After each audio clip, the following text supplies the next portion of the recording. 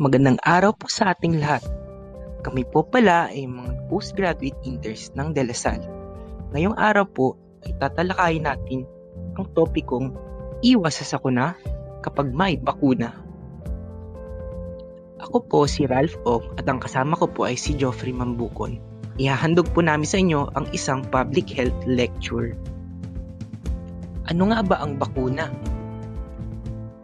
Ito ay pinatay, pinatuyo o pinahinang mikrobyo o virus.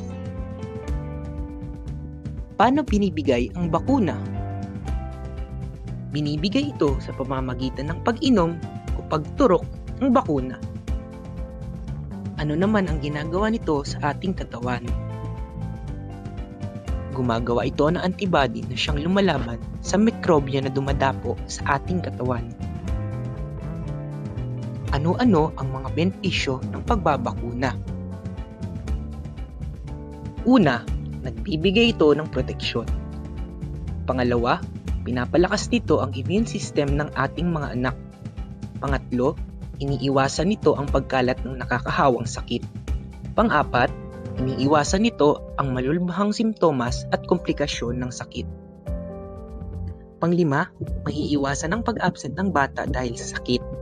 Pang-anim, iwas gastos pang ospital at panggamot dahil sa sakit. Pang-pito, mailalaan ang pera sa ibang bagay tulad ng pagpapaaral ng bata. Pang-walo, iwas kapansanang panghabang buhay tulad ng polio. Ano nga ba ang EPI? Ang EPI ay tinatawag na Expanded Program on Immunization.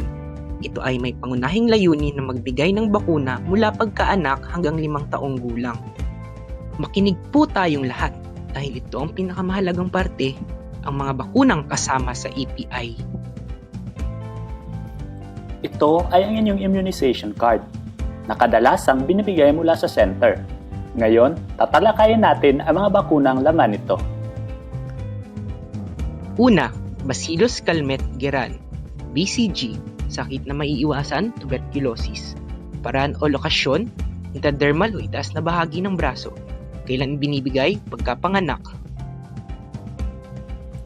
Bakit mahalaga ang BCG? Mahalaga ito dahil laganap ang tuberculosis sa ating bansa at madali itong makahawa. Kapag ang bata ay nagkaroon ng TB, hindi lang ang baga ang maaaring maapektuhan. Maaari ding magkaroon ng TB sa buto, sa utak at sa iba pang parte ng ating katawan.